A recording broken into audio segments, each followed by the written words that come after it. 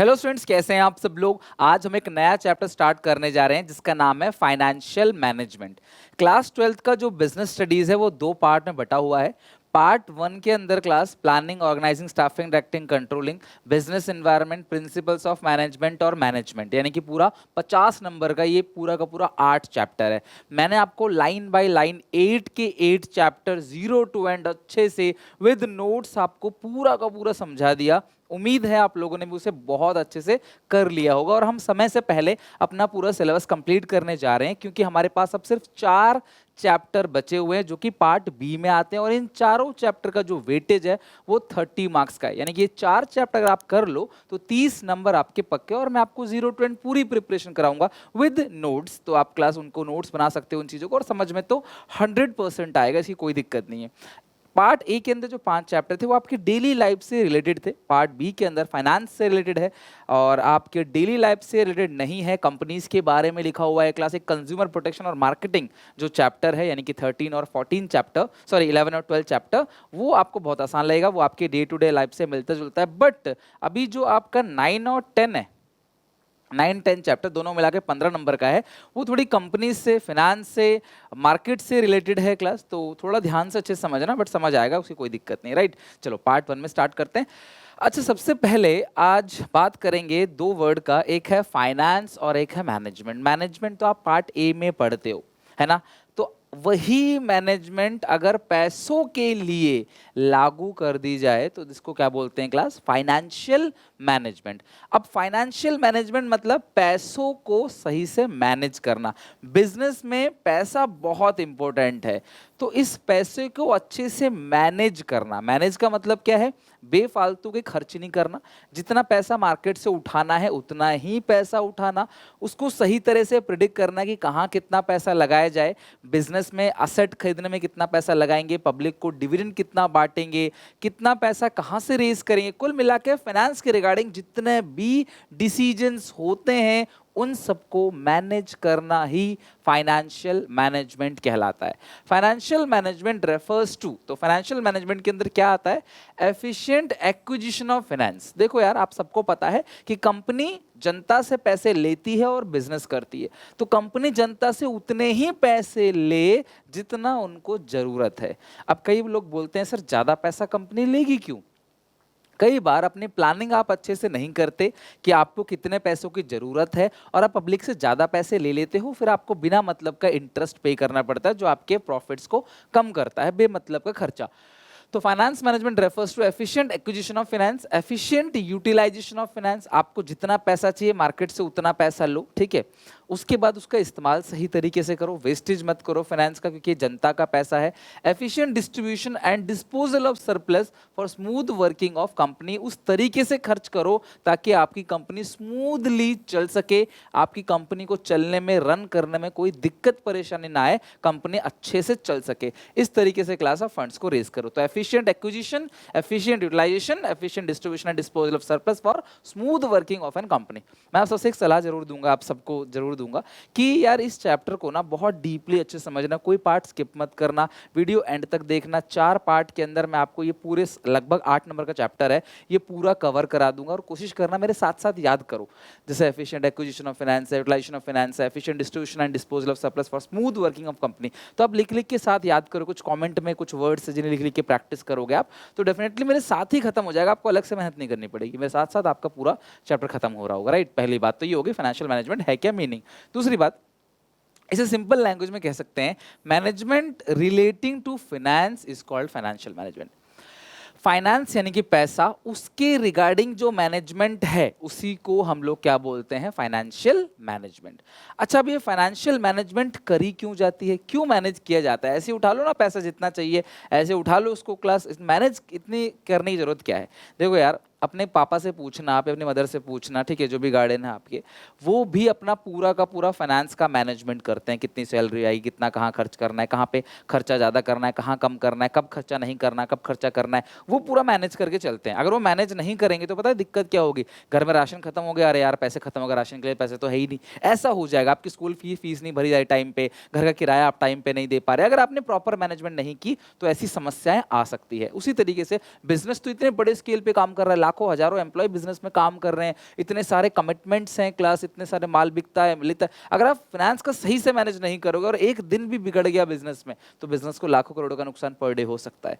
तो आपको फाइनेंस का मैनेज करना बहुत जरूरी है। दूसरी बात, कंपनी जितनी भी होती है पब्लिक कंपनी, वो जनता से पैसे लेती है, जनता शेयर्स और डिबेंचर्स में इन्वेस्ट करती है, कंपनी के पास पैसा आता है, ये आम जनता का पैसा है। अपने पैसे में आप केयरलेस कर सकते हो कि मेरा पैसा मैं उड़ा दूं, कोई दिक्कत नहीं, लेकिन जनता का पैसा आपको इसे बहुत केयरफुली रखना पड़ेगा। मतलब दूसरे का पैसा और ज्यादा हमारे लिए रिस्पॉन्सिबल बन जाते हैं, इसे और अच्छे संभाल के रखो, इसको अच्छी जगह इन्वेस्ट करो जहां से रिटर्न आए, क्योंकि इसमें आपका फायदा है, साथ में कंपनी जो शेयर होल्डर्स हैं यानी जो पब्लिक है उनका भी फायदा है। खुद को नुकसान पहुंचाओगे, शेयर होल्डर को भी नुकसान पहुंचाओगे, सरकार उठा के जेल में डाल देगी। तो फाइनेंशियल मैनेजमेंट बहुत जरूरी है, और लीगली भी और क्लास सोशली भी, और क्लास आपके ऑर्गेनाइजेशन गोल को अचीव करने के लिए भी ये बहुत ज़्यादा जरूरी है। ओके, सो इसका मेन एम क्या है क्लास? फाइनेंस के रिगार्डिंग सारे के सारे डिसीजन लेना, मैनेज करना। The main objective of financial management, क्यों करते हैं financial management? To maximise the wealth of shareholders, shareholders की वेल्थ को इंक्रीज करना, शेयर होल्डर्स की संपत्ति को बढ़ाना। लाइक मैंने कंपनी में शेयर, एक कंपनी का शेयर 100 में खरीदा, आज वो 200 का 300 का हो गया, तो मेरी वेल्थ बढ़ रही है। अगर मेरे पास 1 लाख शेयर थे, 100 का था पहले, तो 1 करोड़ की कीमत थी उसकी, आज 200 हो गया, 2 करोड़ की कीमत है, तो ये मेरी प्रॉपर्टी वैल्यू बढ़ रही है। मैं आज बेचूंगा, मुझे 2 करोड़ मिलेंगे, पहले मैंने इन्वेस्ट 1 करोड़ किया था, राइट? तो ये शेयर होल्डर के वेल्थ को इंक्रीज करने की बात करता है। Equity shareholders to get the dividend only after the claim of suppliers. Dividend क्या होता है? प्रॉफिट का वो हिस्सा जो बांटा जाता है शेयर होल्डर्स को, उसको हम लोग क्या बोलते हैं? डिविडेंड, लाभांश बोलते हैं हिंदी में। लाभ का एक अंश जो शेयर होल्डर में बांट दिया जाता है। भाई सीधी सी बात है, मैंने कंपनी में पैसा लगाया है, कंपनी मुनाफा कमाएगी, थोड़ा बहुत तो मेरे को भी देगी, उसको डिविडेंड बोलते हैं, ठीक है? तो इक्विटी शेयर होल्डर्स को डिविडेंड मिलता है सबसे लास्ट में, ये आपको पता होगा। After the claim of supplier, lender, employees, creditors and other claimants, therefore the shareholders are gaining it automatically that all other claimants are gaining. भाई मेरी बात समझना, आप इक्विटी शेयर होल्डर को सबसे लास्ट में पेमेंट करते हो, तो इससे पहले जो भी लाइक क्रेडिटर है, बिल्स पेबल है, लोन्स है, प्रेफरेंस शेयर होल्डर्स है, आप इन सबकी पहले पेमेंट करते हो, इन बेचारों को लास्ट में मिलता है। ओनर इक्विटी होते हैं ये, इनको लास्ट में मिलता है। तो अगर आप लास्ट वाले का भला सोचोगे, इसका मतलब इन सब का भला तो अपने आप ही हो जाएगा। अगर टीचर क्लास के कमजोर बच्चे को पास करा दे, तो सीधी सी बात है, बाकी जो बच्चे उससे अच्छे थे पढ़ाई में, वो तो पास हो ही जाएंगे। तो कहने का मतलब क्या है क्लास, की इक्विटी शेयर होल्डर की वेल्थ को इंक्रीज करना फाइनेंशियल मैनेजमेंट का मेन ऑब्जेक्टिव है। किस तरीके से इनको फायदा पहुंचाया जाए, और इनको अगर फायदा हो गया तो समझ लेना क्लास कि बाकी सबकी भी पेमेंट आराम से हो गई, बाकी सबको भी फायदा हो रहा है। ओके, वो क्लास देखो, जब हम सोचते हैं कि इक्विटी शेयर होल्डर की वेल्थ को मैक्सिमाइज करना है, ये ऑब्जेक्टिव हम रखते हैं अपने पास, तो अपने आप ही हमारे कुछ और ऑब्जेक्टिव है वो भी पूरे हो जाते हैं। जैसे हम प्रॉफिट ज्यादा कमाने लग जाते हैं, प्रॉफिट मैक्सिमाइजेशन, फंड्स का सही तरीके। देखो अगर आप फाइनेंशियल मैनेजमेंट करोगे तो इक्विटी शेयर होल्डर का वेल्थ तो इंक्रीज होगा ही होगा। पैसों का सही से मैनेज करोगे तो नुकसान थोड़ी होगा, वेस्टेज नहीं करोगे आप। आपने कई बार देखा होगा, पॉकेट मनी बच्चे को मिलती है, बच्चा शुरू के 3-4 दिन में सारा खर्च कर देता है, फिर महीने भर यहाँ उधार मांगता है, फिर पॉकेट मनी मिलती है, फिर उधार लौटाता है, इस तरीके से करता है। This is a bad management. तो फाइनेंशियल मैनेजमेंट मतलब आप देखो पैसा क्या है, कहां कहां खर्च करना, उस हिसाब से खर्च करो कि सही समय पे पेमेंट करने के लिए हमारे जेब में पैसा हो, उतना पैसा हो, राइट? तो अगर हम फाइनेंशियल मैनेजमेंट करेंगे, और फाइनेंशियल मैनेजमेंट कैसे की जाती है सब इसी चैप्टर के अंदर पढ़ना है, तो हम प्रॉपर यूटिलाइजेशन ऑफ फंड्स भी करेंगे, पैसों का सही से इस्तेमाल करेंगे, हम प्रॉफिट भी ज़्यादा कमा सकते हैं। मेंटेनेंस ऑफ लिक्विडिटी, लिक्विडिटी होगी यानी कैश हमारे पास होगा इमीडिएट पेमेंट के लिए। कई बार हमने ऐसा देखा है बिजनेस के अंदर, बड़े बड़े बिजनेसमैन होते हैं लेकिन उधार का पैसा टाइम पे नहीं देते, करोड़ों की संपत्ति है, करोड़ों का बिजनेस है, पर लिक्विडिटी नहीं है, पेमेंट सैलरी नहीं दे रहे वर्कर्स की, वर्कर को बिठा रखा है काम पे, वर्कर महीना भर 2 महीना भर सैलरी नहीं दे रहे उनको, क्यों? उनके पास पैसे नहीं। हाँ प्रॉपर्टी बहुत है, संपत्ति बहुत है, बट कैश नहीं है, लिक्विड नहीं है।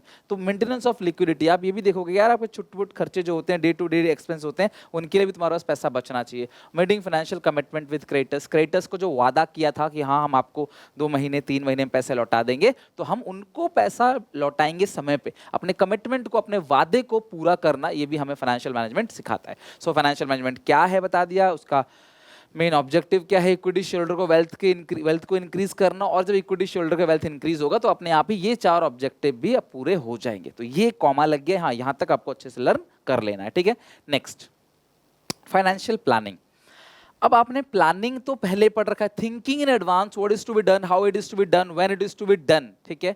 कौन करेगा, कैसे करेगा, कब करेगा, क्या करेगा, ये सारी चीजें एडवांस में सोच लेना ही क्या है क्लास, प्लानिंग है। अब इसके साथ फाइनेंस जुड़ गया, पैसा जुड़ गया। सो फाइनेंशियल प्लानिंग क्या है, it means deciding in advance how much to spend, कितना खर्च करना है, राइट। फ्यूचर की बात हो रही है, planning is class future activity, future की बात होती है। कितना खर्च करना है, किस पर खर्च करना है, according to fund at your disposal. तुम्हारे पास जितना पैसा खर्च करने के लिए बजट तुम्हें मिला है, उसमें से किसके ऊपर कितना खर्च करना है, ये सारी चीजें क्लास डिसाइड करना एडवांस में ही क्या कहलाता है, financial planning. In general it includes, क्या क्या चीजें फाइनेंशियल प्लानिंग में इंक्लूड होती है, determine the amount of finance need by an enterprise to carry out its operation smoothly. भाई देखो, बहुत ध्यान समझना, क्योंकि ये चीज ना समझने की है। फाइनेंशियल मैनेजमेंट चैप्टर लोगों को दिक्कत देता है, तो मैं चाहता हूँ यार किसी बच्चे को दिक्कत ना दो, ना आए। और आपको अगर अच्छा लग रहा है, समझ आ रहा है, हाँ सर अभी तक सब कुछ क्रिस्टल क्लियर है, तो प्लीज अपने क्लास के, अपने ट्यूशन के, अपने दोस्तों को एक एक करके वीडियो भेजो कि यार पढ़ो, सुनील सर ने पूरा अकाउंट्स, पूरा इको, पूरा VST A to Z सब करा रहे हैं, और आप पढ़ के देखो, समझ आ जाएगा अच्छे से। ये आप नोट्स बना सकते हो, अपनी कॉपी में नोट्स मेंटेन कर सकते हो, और इन्हीं को आप बोर्ड एग्जामिनेशन में स्कूल के UT में लिख सकते हो, पूरे नंबर मिलेंगे। इन सब चीज पढ़ के बच्चे, कई सारे बच्चे 100 आउट ऑफ 100 लेके आ चुके हैं, राइट। सो आप इस पर ट्रस्ट कर सकते हो।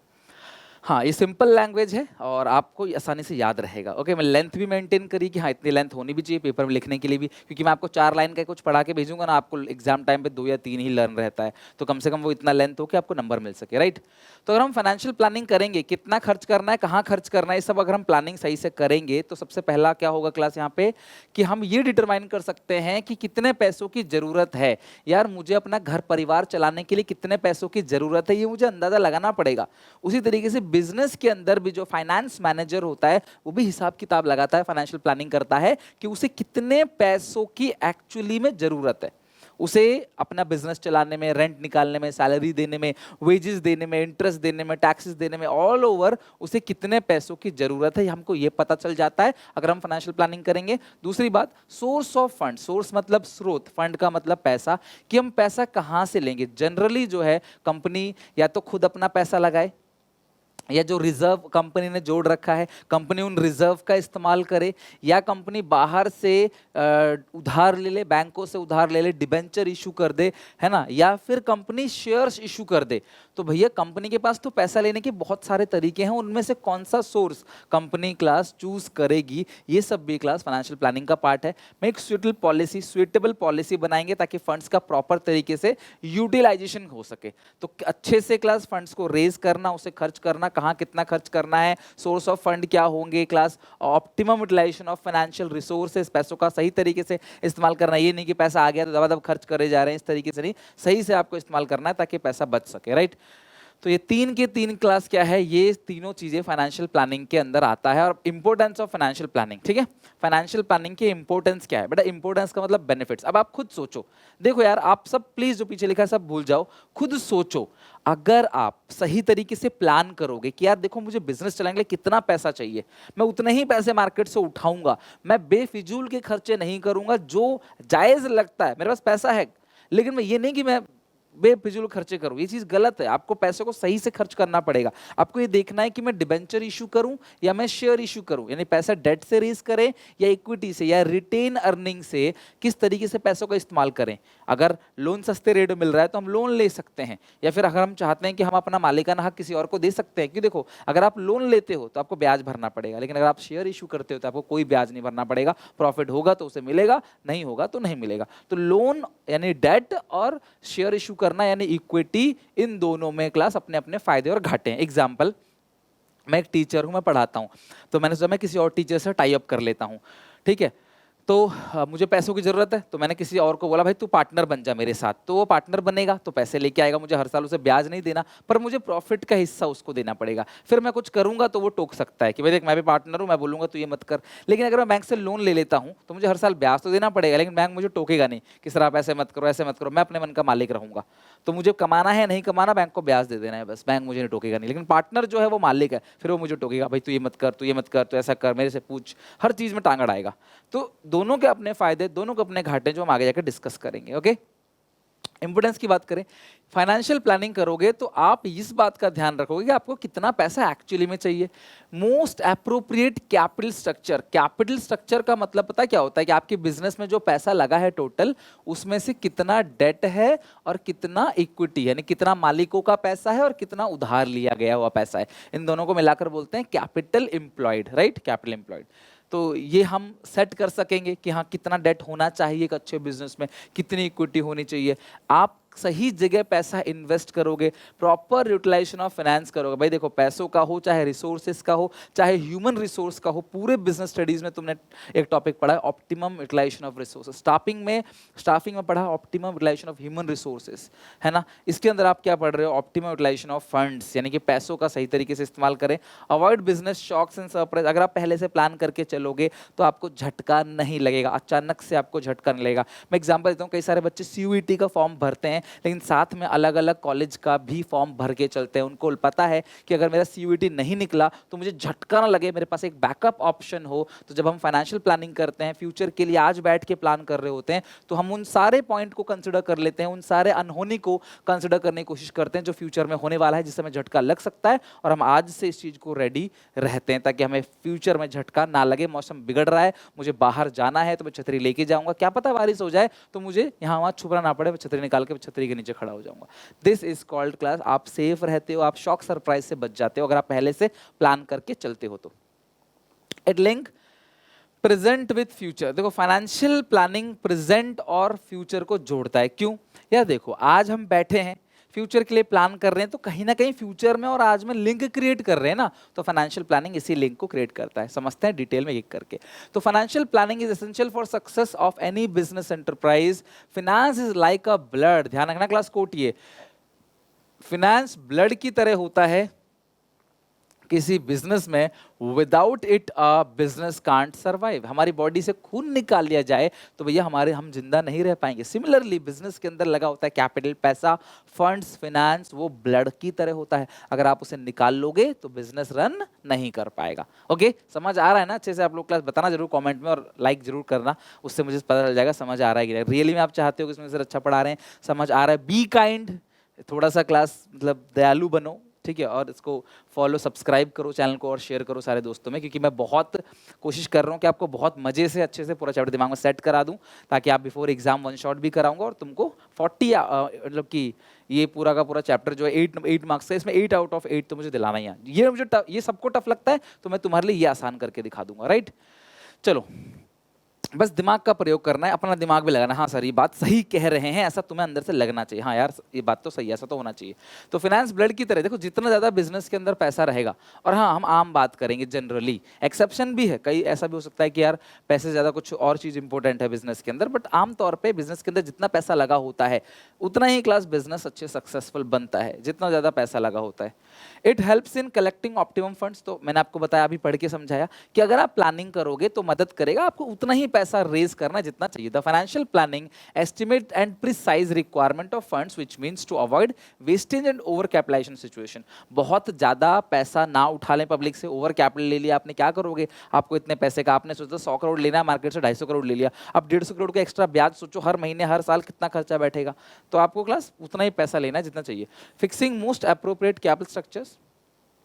Funds can be arranged from various sources and used for a long term, medium term, short term। आपको देखो, आपको लंबे समय के लिए चाहिए, शॉर्ट टर्म के लिए चाहिए। So financial planning is necessary to identify this capital structure, कि भैया आपके कैपिटल में डेट कितना होगा और इक्विटी कितना होगा, कितना पैसा आप ओनरशिप देकर उठाओगे मार्केट से और कितने पैसे आप उधार लोगे। तीसरा, it helps in investing finance and right project. सही प्रोजेक्ट में पैसा इन्वेस्ट करोगे। यार मुझे पैसे इन्वेस्ट करने हैं, किस प्रोजेक्ट में इन्वेस्ट करूं? एयरलाइन में इन्वेस्ट करूं, मेडिकल में इन्वेस्ट करूं यानी फार्मा सेक्टर में इन्वेस्ट करूं, ऑटोमोबाइल्स में इन्वेस्ट करूं, टेलीकम्युनिकेशन में इन्वेस्ट करूं। अदानी जी टेलीकम्युनिकेशन में आने वाले हैं, ठीक है।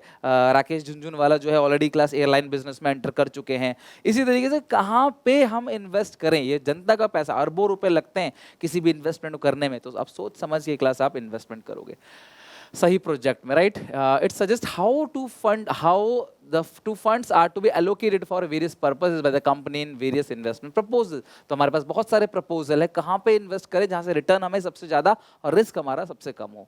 अगला, it helps in proper utilisation of finance. मैं बता चुका हूँ class, finance is the lifeblood of the business. So financial planning decide how fund to be utilised. भाई देखो, ये तो पूरी जिंदगी का रूल बना के रखना कि आपको समय, रिसोर्सेज, ठीक है, अपनी एबिलिटी, अपनी काबिलियत या अपना पैसा, उसको क्लास वेस्ट नहीं करना है. आपको अपना समय भी वेस्ट नहीं करना. दिन भर मोबाइल फोन में यहाँ वहाँ चैटिंग, दोस्तों से गपशप, ये आपका समय है और समय बहुत कीमती होता है. हाँ, ये चीज़ भी जरूरी है. मैं ये नहीं कह रहा बिल्कुल साधु बन जाओ, नहीं, ये चीज़ भी करो, बट पढ़ाई के साथ साथ करो कि हाँ यार, मैं 1 घंटा मस्ती कर रहा हूँ तो मैं 1 घंटा पढ़ भी रहा हूँ, ताकि मुझे बाद में कोई क्लास खामियाबा इसका मतलब खामियाजा ना भुगतना पड़े, राइट?